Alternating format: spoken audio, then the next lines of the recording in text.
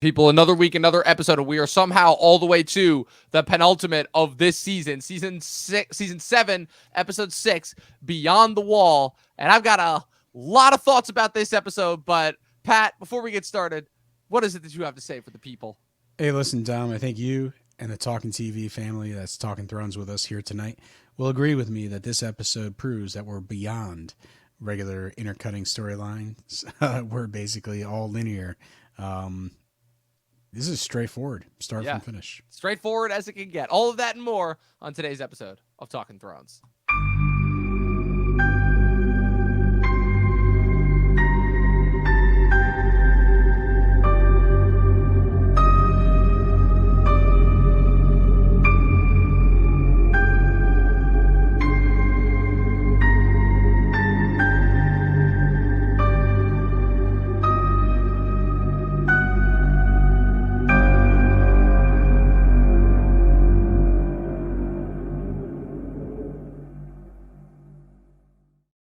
All right, Pat, we are here. It is the penultimate. I've been waiting a while to be able to say that because this is our second to last episode of a season that we will be doing for the entire show because we only have one penultimate left to go with the final season's obviously infamous episode, The Bells. And I'm not gonna lie, this is an episode I've been waiting to cover since we started the show because, like I said, this season, in addition to being the summer blockbuster season, has also been the season of reminiscing, the season of member berries. It feels like, again, you're getting all the characters together. They're all the huge meetups. Like I said, the last episode was pretty much just one big build-up to, like I said, the Fellowship of the Snow getting together in order to go out and execute this fool's errand, as you stated it so eloquently in last week's episode.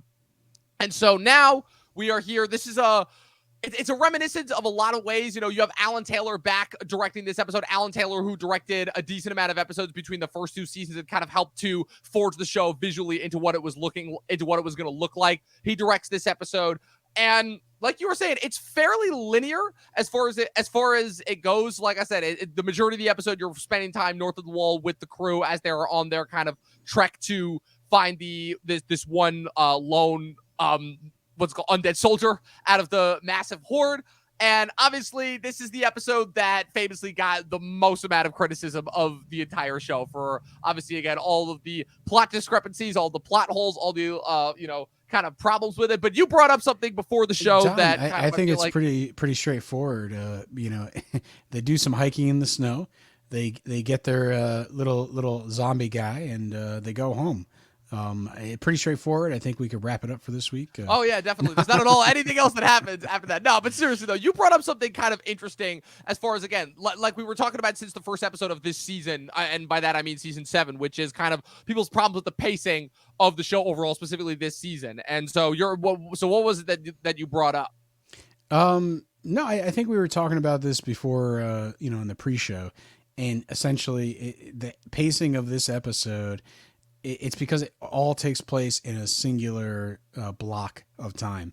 Like, you have this natural point where Gendry, sort of collapses at the wall, and it's like, oh, we need to get the, what is it, Raven sent to get help. That's a perfect point to pause the episode, hit the credits, and then continue this action sequence at the start of the next episode. And had they done that, the time lapse between, Sunday to Sunday, we would have sort of forgiven the whole idea that, Gendry had to march through the snow and get there, and the Raven had to find Daenerys, and Daenerys had to decide to act. Had we just kind of skipped all to it, we could have started the next episode. Daenerys just comes in, and saves the day. And you could have started with everyone freezing, and just like pretty much I forgot his name already. The guy that passes away. Thoros of Myr. Yeah, so you could start the episode, episode 7 with him kind of dying. Everything's dire. The Hound is throwing stones, and kind of finish this sequence, at the start of the next episode. And I think that time jump, between episodes would have helped the pacing of this particular episode. I couldn't agree with you more, because as I was rewatching this episode, the thought came to me where it's like, again, I'm like, yes, everything that I loved about this episode originally, it's all coming back. It's like, again, like the reminiscing, the group like kind of comparing previous instances, all the great character interactions, the amazing action. This probably has some of my favorite action of the entire show in it, both between the polar bear sequence and then obviously the final showdown that happens. But at the same time, I'm noticing all the flaws that I tried to block out of my brain 5 years ago when I watched this, and I'm noticing them all. And I'm like, why are they so beyond noticeable? And I think you elicited it perfectly, where again, it's the fact that it does happen all within one block of time. Not to sound repetitive or anything, but we kind of have come to expect the certain gaps in time to happen, just because of what the pacing of the show has been like for the last couple of years. And because, again, like I was talking about with last week's episode, because they are in such a rush now in order to make things feel so dire, they end up skipping over certain massive chunks of things that would have taken like episodes upon episodes in order to accomplish before. But now that, because they're moving at such a breakneck pace, it's like, oh, what would have taken like 3 episodes like maybe 2 seasons ago now is happening in the course of 1. It's not a bad episode. I still don't think this episode is nearly as bad as people make it out to be. In fact, it's, if not for, like I said, some of the objective problems with this episode, which there are a few to say the least, this would probably be one of my favorite episodes of the show. I just love the way that it's structured. Yeah, I'm going to go with my premise that season 7 and 8 are kind of designed to be binge worthy seasons. And I actually, watching this again, I think this is like the 3rd time that I've seen this episode, and it's, I just enjoyed it for what it was. Like, any of the things that I might have complained about, I might have agreed with people. Specifically, this is the infamous where they get the chains for the dragon scene. Yes, the chains, which you talked about last week, and we're going to talk about that again. Yeah. So it's one of those things where I think people are being a little nitpicky on some of the problems, because they're there, but at the end of the day, they told the story of sort of a fellowship getting together. Right. There's some of our favorite characters, like at the beginning of this episode, Tormund just like going up to the Hound and just acting a fool. I have a whole list of interactions that we're gonna get to, as far as just like some of my favorites. I literally have it all in bullet points in order to cover, but it's so great. All He's the like, interactions. I have a woman back home at Winterfell. Tall, it's like blonde hair, blue eyes, tallest woman you've ever seen. And the Hound's like, you know her? It's like Brienne of Tarth, and he's like, you know her? And he's like, she looks at you like she wants to skin your. He's like, you do know her. It's like, great. I have a whole list of bullet points of great interactions that I want to get to. They're all great. They're all amazing. Yeah, I'm gonna say it's like, even though these characters, are coming together from different paths, the way that they integrate them into this fellowship to go get the zombie soldier, essentially it all works. They really spend the time to make sure that they bond on this little hike into the middle of the woods. So I think the story that they're telling throughout the entire episode, is a really solid one from start to finish. I think there's some glaring, pacing things, maybe some, plot loopholes where it could be like, hey, that doesn't make any sense. Sure, but at the end of the day, this is a one and done episode. You enjoy it for the action that was in there, for the major plot beats that kind of, we get to see. And then you move on to what will be a pretty decent finale next week. Right. Well, I wanted to start a little bit in reverse order, because I wanted to cover, like I said, the North of the Wall plotline is not the only plotline that we get, and there are a few things that I want to talk about. So let's just get it out of the way now. The Sansa Arya back and forth at Winterfell. And my kind of consensus on this storyline is that, well, there's some interesting ground that's covered here as far as the whole setup from last week with Littlefinger engineering Arya to find the letter, and then Arya inevitably confronting Sansa about it in order to try and create more of a divide. I'm constantly left wondering how I feel about this entire plotline, especially given how I know how it resolves in the next episode, especially because of the resolution ultimately being in the next episode, we don't ultimately get any resolution here. And I'm almost wondering if it would have been better to resolve this here, or if anything, to include the deleted scene that I referenced in last week's episode, which we'll get to that when we get to that. But obviously it starts off, Arya directly confronts Sansa by reading the letter. She's compared, that of course unweaves like a whole litany of previous past issues where she's like, oh, I remember you in your pretty dresses and everything. You always wanted this. You always wanted that. You know, you would have you happily turned over father. I never betrayed father. All that. She's like, where? And she's like, oh, you saw him that day. And she's like, yeah. And it's like, well, I don't remember you doing anything. You know, and it kind of calling her a little bit on her BS's. It's like you're standing there all high and mighty on your perch, but you have no idea what I went through. You know, they're both bringing up legitimate points. And like I said, the storyline and the kind of the dynamics between them are interesting as far as like Sansa and Arya ultimately not exactly clashing over something, but really just being on opposite sides of the same coin, where they've gone through both very harsh experiences, but because they've got such different worldviews on how to approach things, it kind of forms this like ultimate, like we kind of work together because we need each other, but we're not exactly friends, you know? And as far as where it goes, the one point that we forgot to cover in last week's episode was Sansa sending Brienne south in order to represent her at the meeting, which I'm still not quite sure why she did that. Like, so what? She's just gonna say she's just that confident that Littlefinger is not gonna be that much of a threat. Like, that just struck me as being weird. But I don't know. What's your take on this whole storyline? I would say, like, you know, the reason why she would send Brienne and not be worried about Littlefinger is because she knows ultimately the outcome in which we're going to see soon enough. You know, she's not going to let Littlefinger get one up on her. So I think there is kind of a confidence that we might not necessarily, as the viewers, see or tap into this episode. But the fact is, like, you know, I think it's pretty clear in retrospect that that's where this motivation is coming from. In terms of Arya and Sansa, I think this is exactly what the two characters need. They weren't friends in the first season, and they haven't been together hated each other since, you know, and they weren't really a strong pairing to begin with. And now that they're back, you know, things have changed. And, you know, there probably was, you know, years and years and years of resentment on their relationship. And, you know, I think the sentiment is there that we explore that. And I think the travesty is that we don't explore it more, because as soon as it's revealed that the two of them are working together against Littlefinger, they're basically best pals. And, right. These are, you know, two young women that kind of had a rocky childhood together.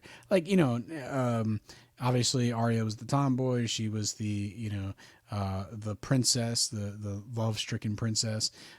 You know, so there's all that, you know, young angst that they dealt with. And it definitely impacted how they view each other. And considering the paths that they took, all the hardships, it's very worth exploring, just like psychologically, how they would kind of reconcile, you know, being adults and being family, and, you know, having like years of their relationship together taken away from them. So, you know, I think, you know, story-wise, there is so much good things to explore in that. And I just don't think the show has time or an interest in really getting deep. These scenes that we have, though, do scratch the surface, do show us that those character traits are there. And, you know, we're just going to have to be thankful for what we got. Yeah, I agree 100%. It's like I said, my problem comes not from the back and forth between them, because I think that those scenes are brilliant and they're amazingly well written, and I think they reflect both characters in, and like I said, at both their best and their worst, and kind of what they each come to represent, and it really captures their dynamics super, super well. Dude, the dialogue about the faces, I'm telling you, it's like, well, what are the these faces? What are these faces? You know, Well, the faces too, but like I just still love, like I said, that opening sequence where they're kind of back and forth. One of my favorite lines of Sansa is when she's like, "You should be on your knees thanking me." She's like, "Jon wasn't your precious Jon didn't win the Battle of the Bastards. He was losing. I'm the one that made that shit happen." I was just yeah. That was great, because it's like, oh, maybe confirming a little bit of what Arya was worried about, what Arya was calling you on, you know, maybe Littlefinger. But could you imagine like the rest of the series, like Arya and Sansa are going back 100%, and forth? 100%. I'm not saying it would have redeemed it, but it definitely, I think, would have like made for another interesting development for season 8 for sure. Yeah, I just think, you know, if you could, and it's hard because you would have to really develop this. And season 8 is already trying to wrap up all these different plot lines with only 6 episodes, which we'll get to that when we get to that. But the main thing is they should, you know, I would have really loved to see them continue to argue and, you know, leave us with conversations where, you know what, they're both right. And Right. that's one of those things where it adds a little complexity to the relationship. And why wouldn't that continue? It's it's not like they're going to be besties right away. Right. There's opportunity to show them sort of opposite ends and have them grow together by the end of the series. And I think they just sort of like give up on that idea, and Yeah. they just become best friends pretty quickly. Yeah, it's just, oh man, it's just but it gives it raises another idea in my head of fantasy booking, which I know we haven't done one of those in a while since the end of season 6. But like, this does tie into the deleted scene, which again I'm saving for next week's episode with the finale, because that's when it was revealed kind of that they cut it. But yeah, so our audience should do their homework and look up this. Yeah, but as far as in regards to the scene. deleted scene, like, it would have been so much more interesting if, in somewhat of their arguing, Arya, when Sansa inevitably finds out where Arya found the letter, and Sansa's able to put 2 and 2 together, that Littlefinger's behind this, like, that would just make so much more sense, especially since Sansa has more reason to suspect Littlefinger because of this than kind of actually being worried that Arya would actually do something. Like, if I were Sansa in that position, she's already suspecting of Littlefinger. The first thing I would do is not to consult in Littlefinger as far as like, oh, I'm worried about Arya. The first thing I would do is kind of bring him in order to probe him and find out, being like, what aren't you telling me? Yeah, And the but fact that that's not in any of those the scenes at game's all. already afoot. Right. I think the issue is really, I think they're trying so hard to hide this from the audience, so Right. that Lord Baelish's demise, So they is can sort do of another a gotcha shocker. moment. Yeah. Yeah, and I just don't think it really works, because it makes Lord Baelish weak, and then it kind of squanders that kind of like character essence between Arya and Sansa that I think should have been more explored. Littlefinger, a character whose role in the show has ultimately been all the more diminished than I could possibly have talked about. We've already talked about it for a couple seasons now on end, and it's just so beyond disappointing when. Yeah, well, him and trust me, Varys trust me, kind of, him and Varys both. Don't get me started. Trust me, we'll get to Varys when we get to him. But I mean, trust me, once I reveal that what the deleted sequence was for you, it's gonna piss you off even more. I can already tell. But like I said, we'll save that unless the audience gets to Google first, Well, we'll see.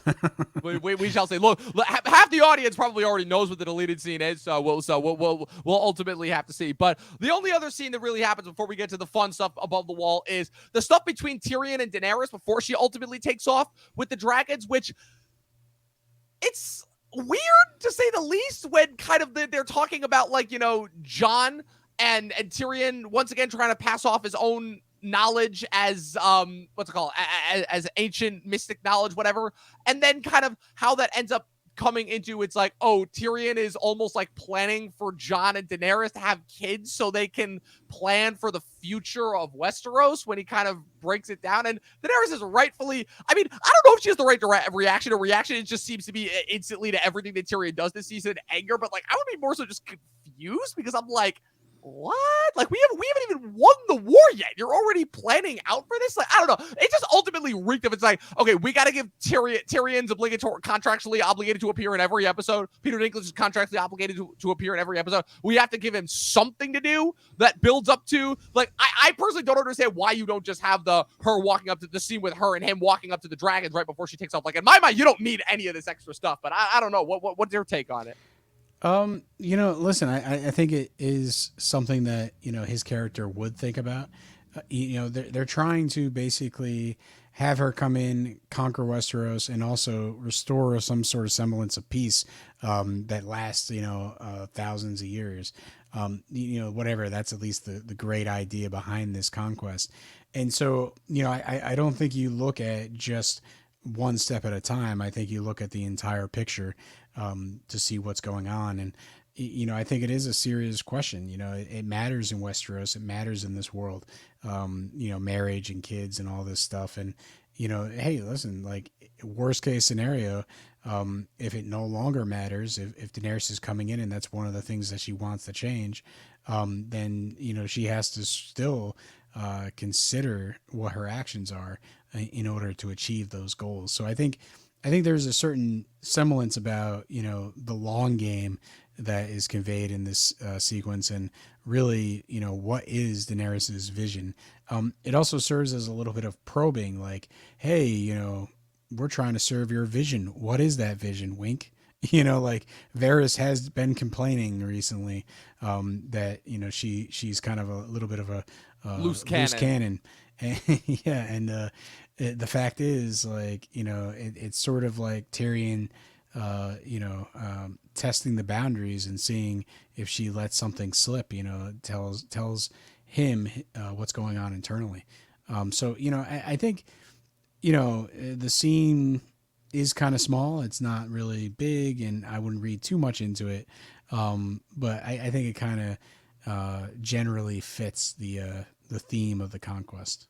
Yeah, for sure. It's one of those things where it's like maybe possibly out of place in this episode per se. Maybe this could have been something that was saved for like maybe last week's episode or like an additional scene to last week's episode or into this week's episode. But like I said, enough said. I also think it's hilarious. It's like they get the Raven. It's like, oh, thank God. It's like, oh, thank God, a momentary save him breakup to get out of this conversation. I still love Tyrion's response when she's like what would you have me do? He's like, nothing. Sometimes nothing is better than anything. And I'm just like, I don't know why. That just makes me laugh. I just think that's a funny line. But yeah, it's like, well, we saw those 100 of arrows, and any one of them could have got you. And it's like Daenerys just looks him in the eye and goes, yeah, I'd rather take one of those arrows than listen to this conversation. More or less that's what she said, but for sure, to a certain extent, no, she's definitely become a little bit of an adrenaline junkie. I mean, who can blame her? She got 3 fully grown dragons. She can just ride around on a roast shit. I mean, I also like, that's part of it is and they could have played that up a little bit more. Like, yes, Tyrion's kind of going on about marriage and all this stuff, but what if she's just kind of raging about, like, oh man, you saw what I did with those dragons, right? Like, maybe she could have really been, like you said, high on adrenaline. Like, we're gonna do this, we're gonna do that, we're gonna win this war. Right. She might have been galvanized into this, really aggressive thing, and make the scene and the sequence about her rushing off for another, dose of adrenaline. Right.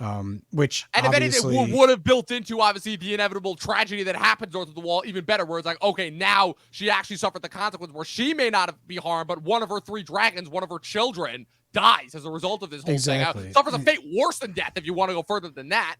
Yeah, so I think there's, obviously, I think the show is still well written. It's like, I think these are kind of nitpicky, hey, small tweaks. I think my premise of everything that we've said on this podcast is essentially, I think the two of us really love stories in novel forms, but here it's a TV show, so it's like the world is so rich and so detailed that we want some of those details in the show, but clearly we don't always get what we want because it is a TV show. It's got to be succinct. It's got to be, fit the time schedule and all that. So, these are sort of cool additions that would have, helped the story.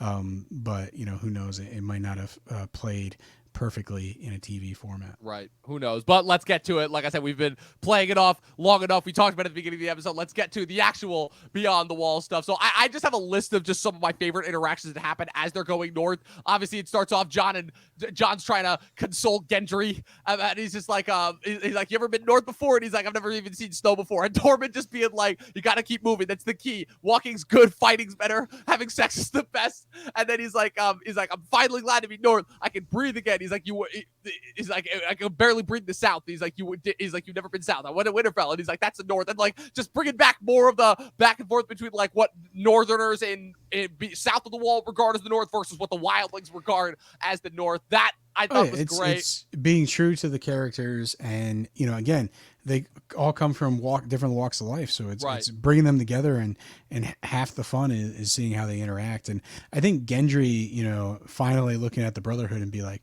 "You sold me, you."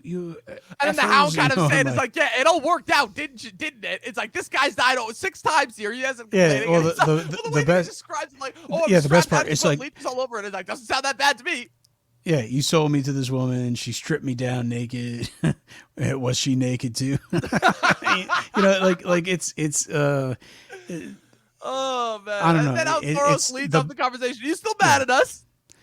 Yeah, the back and forth is just really good. It's really well written. It's fits the characters. Like the Hound, yeah, he's definitely right. You know, the Hound is like, why are you yammering and complaining? You're alive. Right. You know, the situation doesn't sound like it was that Right. He's like, from frightening. what you're making it sound like, it could have been a lot worse, but it wasn't. You got away with your life. Exactly, and So so it's, you know, there is a certain barbaric kind of like, you know, stop complaining about it, you know, just man up. But the fact is, you know, he's not wrong in that situation. It's like, you know, it's years have gone by. You know, you were living as a blacksmith. You really had nothing to complain about. It's like, you're alive, you're living. Here you are on this mission. Like, why don't you just focus on that and forget about what these you know, the Brotherhood did to you. right. I'm also a big fan of the Jon and Jorah back and forth as well. When they kind of, you know, again, it's like kind of Jon's moment to have with Jorah after Sam realized that Jorah was obviously their former Lord Commander's son, and kind of that bonding moment where it's like, yeah, he's like, it's kind of a weird moment between the two of them, like kind of the dynamic, because Jon probably like looks at Jorah as a brother, as like a real brother, because it's like, okay, your father was this man who was one of my mentors, at like one of my coming of age points, but also like there's this semi weird contention between them, because Jorah also knows that Daenerys is falling in love with Jon and inevitably will marry Jon, and so he probably knows that he will more than likely end up being his liege lord. Obviously, you know, the future events notwithstanding. But yeah, but I think that's a really interesting dynamic that's established there, Yeah, when Jon tries to give him Longclaw and he's like, nah, my time has passed and I've dishonored my family, and my father intended that for you, kind of the man who he wishes was his son. So take care of it. It's yours. yeah, I think it's a really great scene, and you know, to a certain degree, like Jorah is not going to jump into the Game of Thrones and Right. like, Definitely not. you Like know, Jorah's made his peace with where he is in the world yeah, right now. he is going to be a follower of Daenerys until he dies, and you know, that holds true in this TV series. But the fact is, like, if he were to take back the sword, that would basically mean that he would be back in the Westeros vibe, and you know, that's just not where he is mentally. So, you know, I think the two of them having this kind of moment really cements. Um, just like a mutual respect, and really just cements where they are in terms of their journeys. And you know, I think it's well placed, and it's, again, amidst all of these characters coming together, it's like you get to have these small little conversations between a lot of different characters, and it's sort of like a montage almost of character moments, things that we kind of definitely wanted to see, and we're getting them all kind of back to back to back, all at one time. Right. Yeah. But we already talked about Tormund and the Hound, which is just hilarious in of itself in that Dude, bonding moment. that It's so sequence good. is It's is so one of the good. best. That might be like Yeah. top 5 moments from the whole show for me. That is hilarious, that moment. But for me, another point that I think is really interesting is Jon's conversation with Beric, where Beric kind of has to remind Jon and the audiences of himself, is like, yeah, I've been around a lot longer than you realize, because Beric, obviously, his introduction in the show was actually back in season 1. He was played by a different actor when Ned originally, and kind of the formation of the Brotherhood came from when Ned originally sent them out in order to dole out justice to the Mountain before he was captured and imprisoned, back when Ned was supposedly executing things in Robert's favor. And so, but they also have this interesting bonding moment as well, where Beric obviously looks at Jon as like, oh, you don't look like your father, but also the fact that they're both the only two people, at least that they know of, that have been brought back by the Lord of Light. And so Beric is continuing to like kind of relay this what's it called, this religious jargon, and Jon is like, look, I don't know anything about any of that stuff, and I don't really care. He's like, I didn't see anything when I was on the other side. All I know is I'm back and I'm here and I'm trying to protect my people. And Beric's kind of like, well, that's really all that you can do, you know. I think it's really interesting how he breaks out how Beric is like kind of like the more grounded version, where even though Thoros is technically the priest in that sense, Thoros has never really believed in his religion. He kind of only utilizes his power for the good of all. But Beric is really the one that kind of ferries across the zealotism. But he breaks it down in a much more kind of understandable way than Melisandre did, where Melisandre was all about the ambiguity and always about, oh, I'm doing this for the Lord, but it doesn't matter how many people get hurt on the way. And Beric's whole thing is, it's like, no, our job is to save, is to put ourselves before everyone else and make sure that we can save as many people on the way. You know, it's like, look, I still think the speech that he gives about like death being the first and only enemy that inevitably will always win, but you still have to fight him nonetheless. I think that's one of the more impressive speeches, and how Jon's kind of able to connect that back to obviously, the original Night's Watch thing. We are the Watchers on the Wall. Maybe potentially foreshadowing that there could have been some connection there, obviously, between the original kind of Red Priests of R'hllor and the Night's Watch, and kind of how they were a descendants of the First Men as well. Kind of all kind of the fact that they're able to find that sense of mutual honor amongst other people, I think is, other people that came from different backgrounds. I think it's really fascinating and really interesting. But it of course leads to well, Barrick also says the one thing that's really stood out in this sequence to me was just the whole idea, like, why we're here on Earth, we're not going to enjoy it. It's not going to be something that we savor. It's like they've been dead. They know what it's like. They know what the other side is. It's kind of doom and gloom, and that doesn't really matter. It comes down to what you have been saying, the rest of the message, which is that maybe they can, protect others from that a little bit longer, and keep them living, for their entire lifetimes. So I think this speech has some of the most poetic dialogue that the show has had in a while. And it gets you set up as like, come on, Jon, you really need to step it up.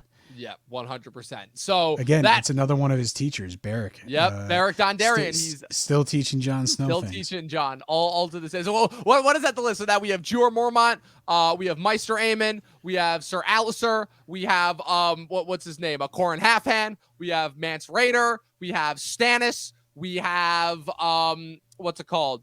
Oh my God! And now we have Barrick. It's like seven, one for each season. Yeah. Jon is a teacher for every season. Did you mention Corwin? Corin Halfhand, yeah. Yeah, like there's so many characters that basically teach him lessons, and I like the fact that they kind of keep it going throughout the entire series. Yeah. It's very subtle, but these are major kind of conversations and events that happen in Jon's experience that really inform his decisions going forward at all times. Right. Well, it leads us into our first action sequence, which is of course the polar bear sequence, which it's like they have to keep it a little bit dark in order to kind of cover up the effects, but still, like it's just awesome. I love how they like set it like it's in a horror setting and they utilize the jump scare of the undead polar bear, and they show that when that thing comes in, they're like, oh man, especially because it's like we weren't really sure of what kind of life was left north of the wall. Given just, again, how far south the Army of the Dead has gotten in the most recent seasons. But I just love the decision to go with a polar bear. I think that's super... Yeah, when did The Revenant come out? Before or after this? That was 2 years post The Revenant, so there were definitely some influences there. Gotcha, just because of that one sequence was like, oh, that's the whole reason to watch the movie, is that sequence.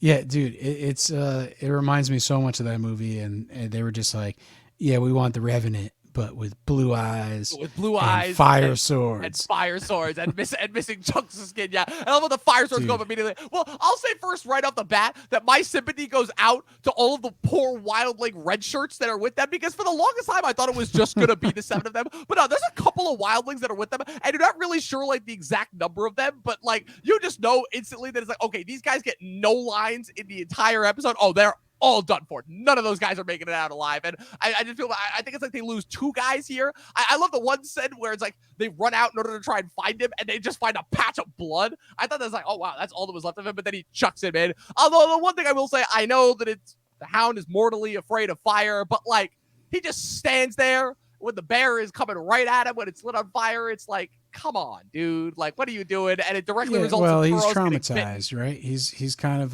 going into I know, but it's like, how long is he going to hide behind that? It's like... Oh, dude, hey, as long as it takes. He's got to heal, man.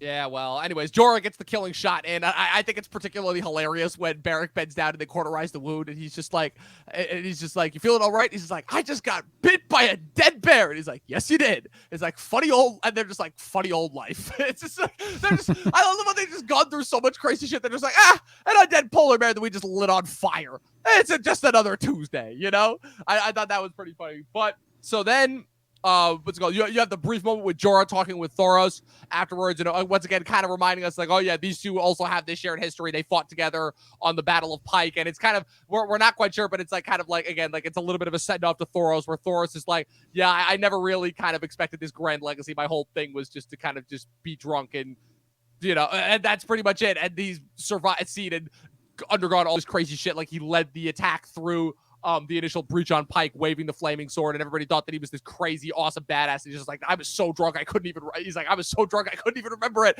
And I don't know. I think there's something to be said about kind of what we perceive as being courageous versus what actual courage is and where it comes from. And so this to me, this next sequence is where the problems begin because so they just happen across a random patrol of dead soldiers that just happen to have just enough soldiers to make it manageable, right? It's not like too many that it's going to be overpowering, but they just happen to stumble upon. Are you bringing up the one problem? Hold on, wait. I'm done yet. So then they go down, they attack this group, they kill all the undead soldiers.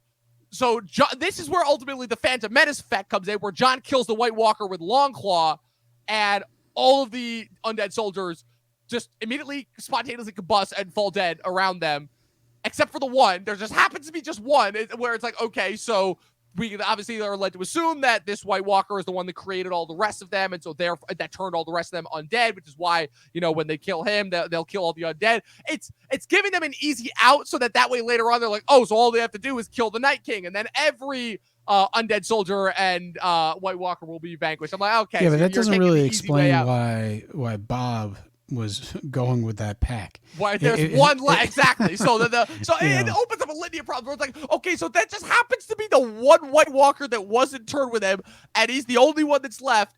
And then on top of that brings up even more questions where I'm like, okay, so two things. One, why wasn't this a thing in Hardhome or The Door when they were recently onslaughted by a horde of White Walkers? Because Jon killed the White Walker in Hardhome. That was what proved that Valyrian steel was effective against White Walkers. And then the child of the forest killed the White Walker with the dragon spear, but you didn't see any dead soldiers dropping, like actual undead soldiers dropping dead around them then. So I'm like, okay, so they just made this shit up on the fly because they needed to write themselves an easy way out in order to take care of the Night King. No, for when sure. The battle came. I think one of the main things, like if you were to set this up properly, you would do a proximity type effect. Like, the zombies have to be close enough to one of the White Walkers to remain living. And, but that would, if you set that up, you would totally destroy the point of the episode. Right. So there's like, how do you set up something like that and also still maintain the mission of what they're doing? Right. So yeah, maybe they could have handled this a little bit better. That goes into the logistics of the mission itself, but hey, we already talked about that. Yeah, last listen, week. It's definitely setting up for the Night King. Once he's gone, all of them will drop. Right. They could have been very easy. You could have just had Sam take out a book and be like, hey, it looks like the Night King, you probably kill him, you probably get rid of everybody. Right. Like they could have just like chumped it up to some dialogue. They didn't really need it here. I think it was a way to cleanly, just reduce the action in this sequence. Oh, he kills them, they all die. We got the one guy. Let's move on. Right. And move on is exactly what they do because, again, just conspicuously, so they take out this one patrol, the one White Walker. I mean, this at least makes more sense because you have to assume that the White Walkers have some sort of, like, psychic connection just based off whatever sorcery is going on.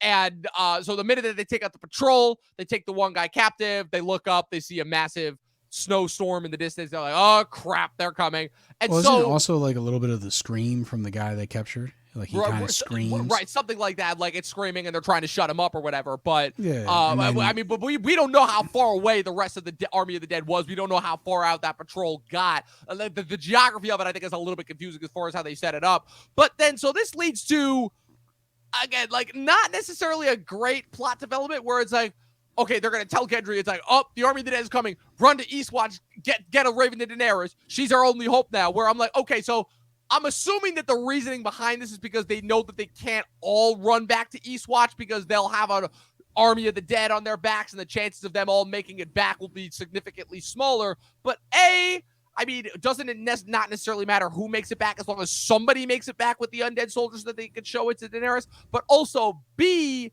it's I mean again, like I don't know, like what's your take on the decision making? Obviously, because again, it becomes clear that it's like, okay, they need to get Daenerys up there so they can have the twist with the dragon. There's a lot being set up in this episode, obviously, for what comes later on, because obviously the dragon, the big question that's been raised by the season is, oh, how are the army of the dead? They're massive, obviously, and kind of unstoppable now, but they still raise the question that they still need to get through the wall, and this kind of obviously is their way to get through it really easily. But I don't know, is this a good enough reason for them to be able to get Daenerys up there? You know, as far as like giving them a reason to start the chain of events that will get Daenerys up there, is what I should say.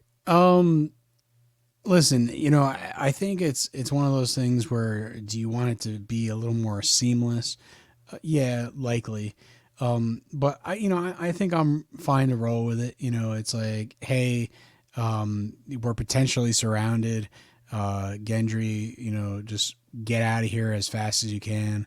You know, request some reinforcements because we're probably going to need it. So I think it all makes sense logically. I think it's, you know, could it be a little tighter? You know, like could they have tried to escape and maybe there's a little bit of a cat and mouse game, right? And finally they send Gendry but it's like to go instantly get help. They're like, oh, we're screwed. Go get Daenerys. It's like, yeah, I think it's like, I think it's still plausible, the whole idea of going beyond the wall and capturing the guy and bringing him back. But you just needed to space things out, you know, have them sort of like try to get around the Night King, but the Night King seems to know how to stop them. And, you know, maybe one of them can slip by and show Gendry like having a hell of a time, but making it.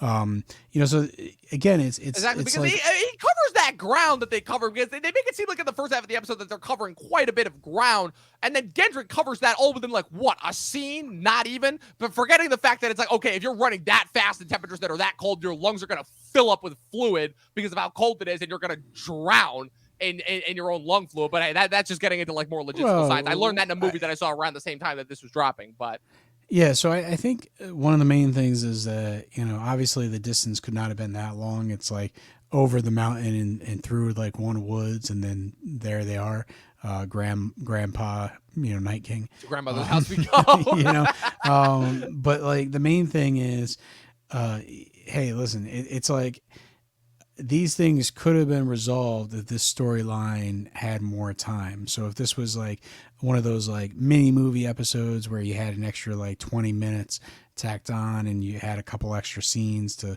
really kind of like allow these things to breathe and develop and whatnot, then, you know, it could be justified. I think one of the issues is that it's fast. It's like, you know, as soon as they're done capturing the one guy, they kill the White Walker. It's like, Gendry, go. Yep. You know, we need plot device. You know, I think that's kind of what people get hung up on. And yeah, like everybody sees it, you know, that sure, like, you know, it's too convenient. You know, and it's not earned necessarily. But I don't think it necessarily detracts fully from the story that's told in this episode. I think it's still about a fellowship that comes together. I like your analogy earlier about the, you know, kind of red shirts, the Star Trek. I mean, it's the only explanation because it's like, again, they're characters that are literally only there to take up space until they inevitably die. So this episode fully feels like, you know, an episode of Star Trek, and they're just on an away mission. They got to kind of get this mission done.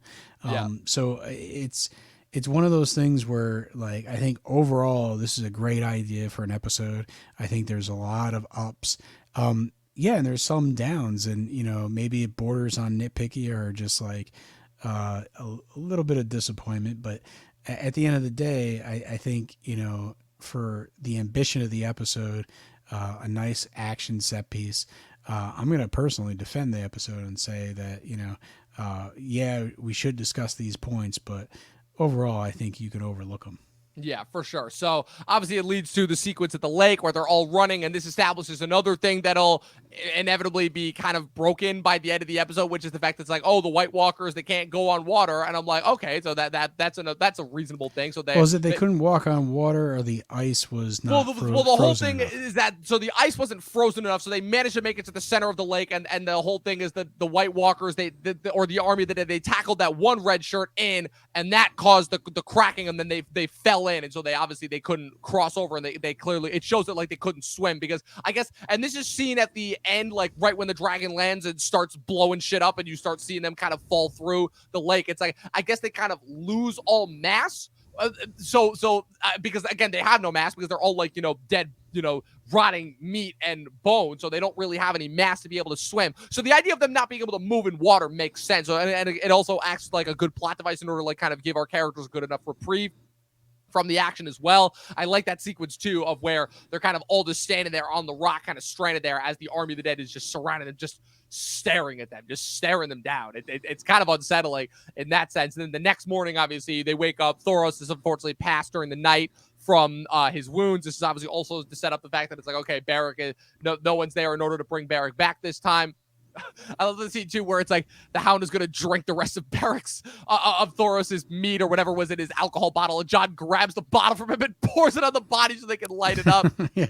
I thought that was great. Oh, And then, it's fantastic because it's like only if God alike can bring a fire on us, and then Beric. and it's like, did you seem to forget that there's a dude that you saw a dude who could make a flaming sword out of midair? Like, did you forget that? Well, I think the alcohol is going to help a body catch fire, so there probably still is a justification for Jon doing that.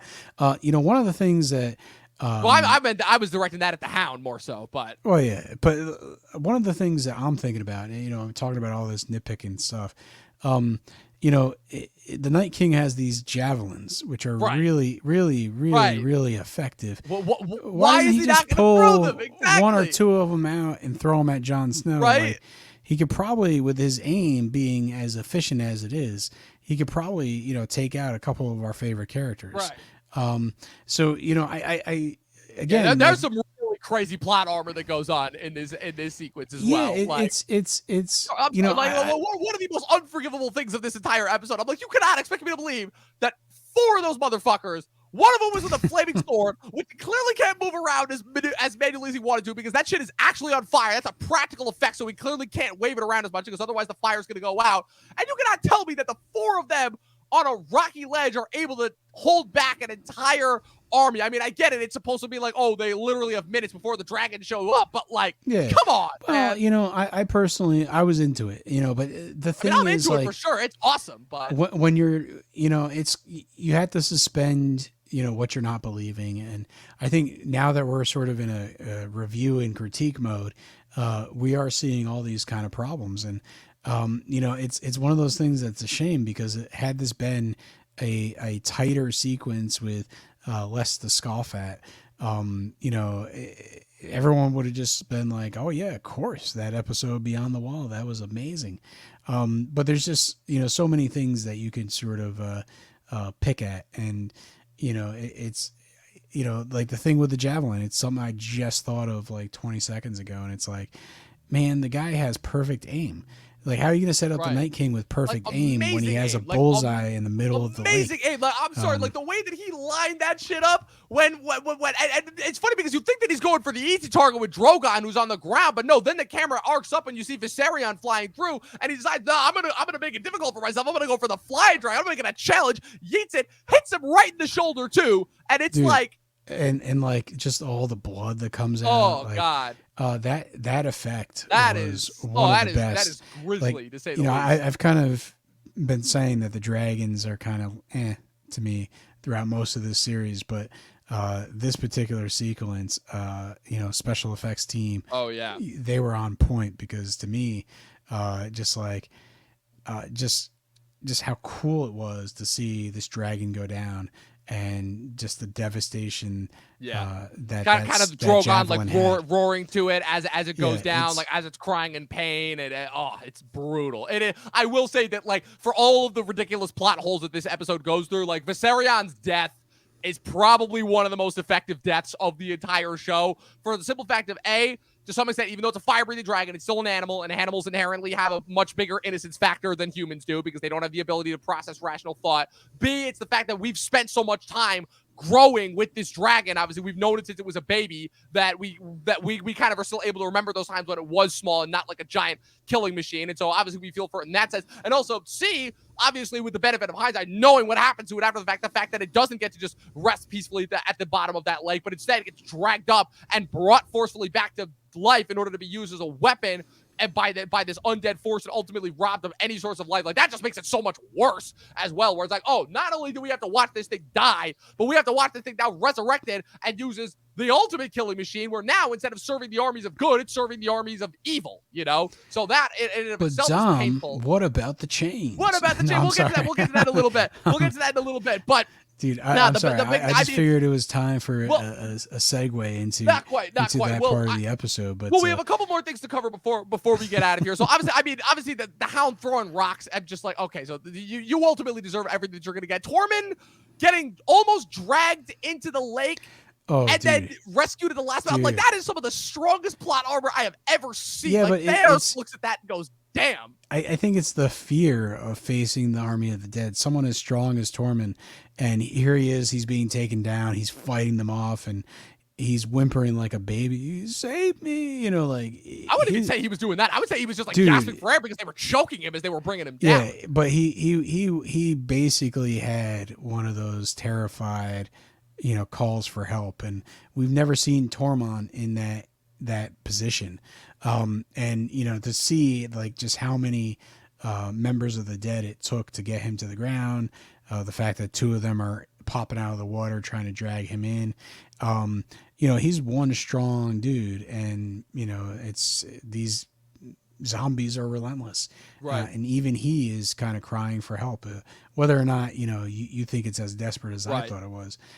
We can argue that, but the fact is, like, I think it's really important to show, you know, someone, one of our favorite characters, one of the strongest characters, almost get taken down. And I would argue that, you know, you're saying plot armor, like, sure, a couple, maybe one of our. Well, the Hound is somehow able to magically take out the dead and drag them out of the water right as there are all these soldiers that are coming on top of them. It's like, come on, we know obviously at this point it's like, okay, main characters are good, nameless characters are dead. Like, we know. I don't think they were. They probably just weren't willing to part with their main characters. Until definitely not. Season. Definitely not. But it's like, again, it's one of those things where it's like, especially for the role that he serves going forward, I don't necessarily know if we still need Tormund alive, but I feel like, again, the fact that they just lose Thoros, obviously the dragon is big enough, but it's like, I don't know, that might just be me nitpicking. But I mean, the dragon's arrival in itself, it's just majestic. That whole sequence, I'm like, I almost want to take the term Deus Ex Machina and retitle it Dragon Ex Machina just for that sequence alone, because like, one of the greatest uses of that mechanism I've ever seen. I don't care if it's an easy cash grab where they're literally the force of God. They're dragons. We finally get to see dragons blowing up White Walkers. It's awesome. It's great. It leads to Viserion dying, which the build up and setup for that is great. Well, I think it plays into, you know, it's not just a Deus Ex Machina because it doesn't just come in, wrap everything up and into a nice bow. It actually complicates things. So the fact that the dragons come in and kind of save the day, yeah, that kind of fits the bill in that regard.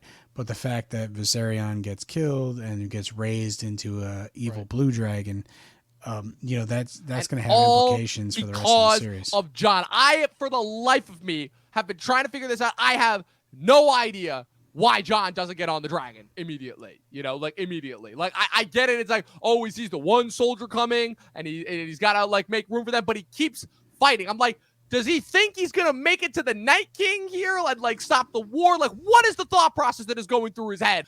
And then the fact that he stops and hesitates after the dragon after he sees the dragon go down, and then he doesn't start going towards them until after the Night King pulls out the next spear, by which point the White Walkers tackle him into the lake, and that's when they finally take off. It's like, what? Like, it's like, I get it. There's time for being a hero, but it's one of those things where it's like, this is Game of Thrones. Like, survival is still utmost here. You know, you're not getting to the Night King. The motherfucker just took out a dragon. Like, come on. Man, you're getting heated here with the expletives. But the fact is, I would say that, you know, it just might be presentation wise. Like, you know, obviously, I really like the fact that Jon gets left behind and that Uncle Benjen comes in and So you're cool with the Uncle Benjen thing.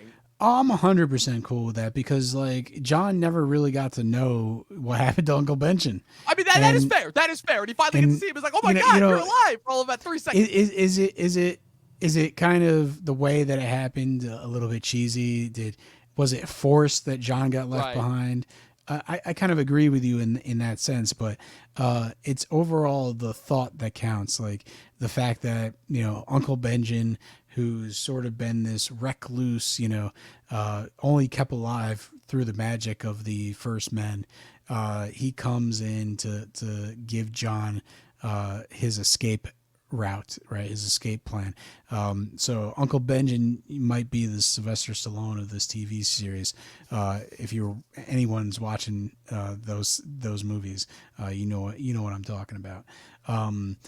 So John gets his escape plan and he's off back to Daenerys to live another day. Right, and unfortunately we have to bid goodbye to Benjen Stark, who I'm glad they gave some resolution to that character as far as just like, could have just been him wandering around. Obviously, like he said, he couldn't cross the threshold of the wall, so this made sense. It made sense to kind of wrap up another kind of overhanging loose thread. He needed a Bruce Willis type of line, like, like John's off through the pass, and then he's swinging the whole sort of. And he's like, "This fireball. is where I make my stand," or something like that. You're right. He did need some sort of badass action one-liner. A nice little push in, and he could just take it from Die Hard. Yippee-ki-yay, come on, like whatever the case may be. Hammer time would have been perfect time to say, just drop the hammer time. Yeah, there you go. Dude, that's why Tormund took the hammer. Exactly. See, bringing it around.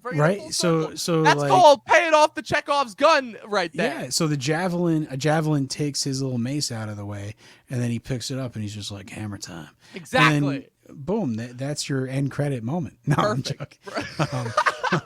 That would have been great. But that would have been cool to end Benjen out on like a cheesy Hollywood line. In my opinion, I don't know. That would have been awesome. No, I'm with you there. We never see him die either. So, right. We know. We just see him be overrun. So it's like, and he's already technically dead. So I don't know. Exactly. He might just be cursed to wander the north. And, hey, listen, rumor has it that they want to make a Jon Snow sequel show.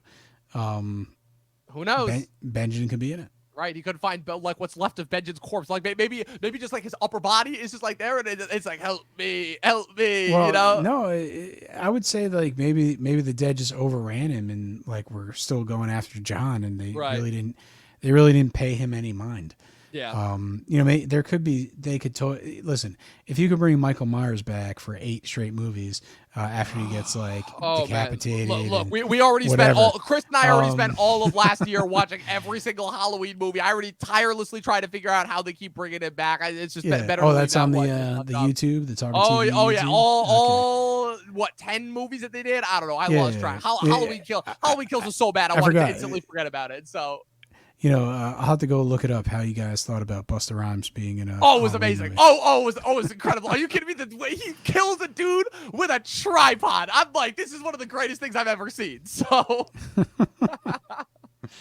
But even if that mask looked like shit in that movie. But anyway, so one more scene. So obviously the scene where they're on the boat, they get Jon nice and warmed up. Daenerys, obviously, this is the moment where she's like, oh, she sees those scars all on him, and she's like, oh wow, that is not something that I saw before. It's like, what is this feeling that is coming over me? But obviously, it's that they're finally like, it's like, yeah, you need to see them in order to really, understand just how dangerous they are. And they finally make their pact. And again, it's like they seal the deal. It's like Daenerys volunteers to fight with them, and Jon swears his loyalty to her. And she's like, well, what are the rest of the North to think? And it's like, oh, they'll understand. And I'm like, clearly you don't know the Northerners that well then. If you think that they're just going to understand, that you just openly like bent the knee to this Targaryen right here, But I don't know. That's just like kind of a one-off in order to like kind of really establish their ever-growing love. But well, geez, listen, it's going to be a hard pill to swallow that the two of them are a couple.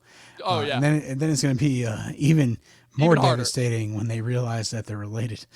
Oh man. That's gonna be man, talk about great timing next season. That like, wow, the army of the dead just happens to arrive the minute that Jon tells Daenerys about that they're related. Thank God for timing right there. But so then obviously let's get to it. The moment that wraps up the episode, the moment that broke the internet back in 2017, the chains. So as we talked about last week's episode, the biggest thing that everyone complained about is, where did they get those giant chains from in order to drag Viserion out so the Night King could resurrect him? And You brought up an interesting point last week where it's like, why don't they just levitate them? But I mean, my whole thing is I'm like, okay, there's a million and they were roaming all throughout the north. There's 1.5 million different places where they could get the chains from. So I'm like, don't get me wrong, I understand the nitpick with the scene, but they're focusing on the wrong thing because my nitpick is they literally just established in the earlier scene that the army of the dead cannot go in the water. So how do they get the chains down there to drag the dragon out in the first place?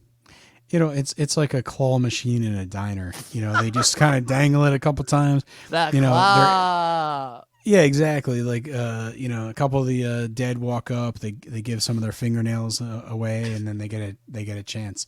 One of the other things that could have been true is that when Daenerys broke all her chains in Marine, she could have had someone sail them north of the wall and dispose of them.